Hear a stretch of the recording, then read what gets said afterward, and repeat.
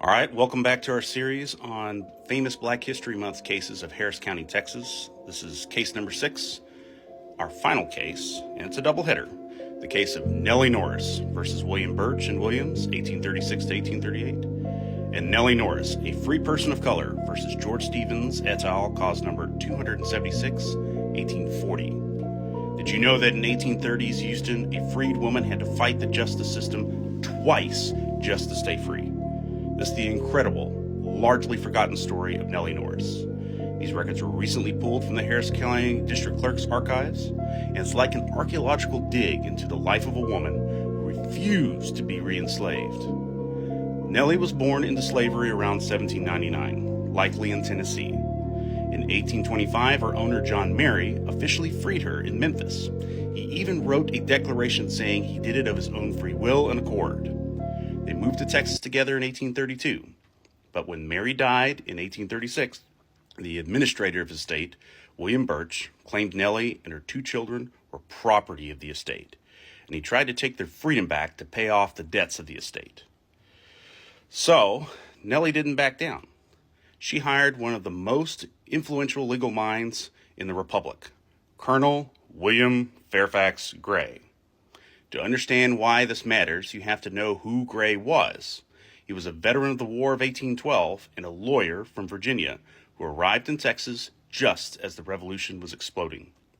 Gray is famous among historians today because he was an eyewitness to history. He was there at Washington on the Brazos when the Texas Declaration of Independence was being signed, and he literally sat in the room keeping meticulous diary of the arguments in the atmosphere as the Alamo was falling. And Gray wasn't necessarily an abolitionist, but he was a rule of law man, just like his son Peter. He believed that if the law said you were free, the government had a sacred duty to protect that status. When he took Nellie's case in 1837, he was a pillar of the community, eventually serving as clerk of the Texas Republic Supreme Court from about 1837 to 1840. He and his partner, Stephen S. Tompkins, spent a year tracking down the original Tennessee records to prove Nellie's status. Gray took the case before Judge Andrew Briscoe, another hero of the Revolution and a signer of the Declaration of Independence. His great-great-grandson became Governor Dolph Briscoe. The stakes were absolute. If they lost, Nellie, her son Tom, and her daughter Frances Ann would be sold on the auction block. In May 1838, the jury delivered their verdict. They found in Nellie's favor, and she was officially declared free. It was a massive victory, but in the Republic of Texas, being a free person of color was a fragile existence. It happened again in 1840. A man named George Stevens allegedly dragged Nellie from her home, pillaged her belongings, and tried to re-enslave her by force. This time, Nellie didn't just defend herself. She went on the offensive.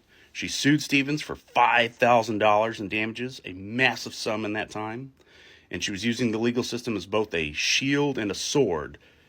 The records for this second case, however, are incomplete, which is why nearly every district clerk from Charles Baccaris onwards have fought to preserve historic court records. We know she had to pay some court costs, which often suggests a loss. But her first victory was used in evidence in the trial. We hope she won, but her story after 1840 remains a mystery in the archives. William Fairfax Gray died in 1841, but his legacy changed Houston forever. His son, Peter Gray, whom we've talked about several times earlier in the series, followed in his footsteps and co-founded Baker Botts, which is now one of the largest law firms in the world. The very first cases handled by the founding fathers of Texas legal system, cases like Nellie Norris's. She was a mother who refused to let her children be stolen, and Gray was a man who believed the law should mean what it says. Nellie's name was buried in those dusty boxes for nearly 200 years. But her fight for justice is the foundation of this city. What do you think happened to her? Let me know in the comments.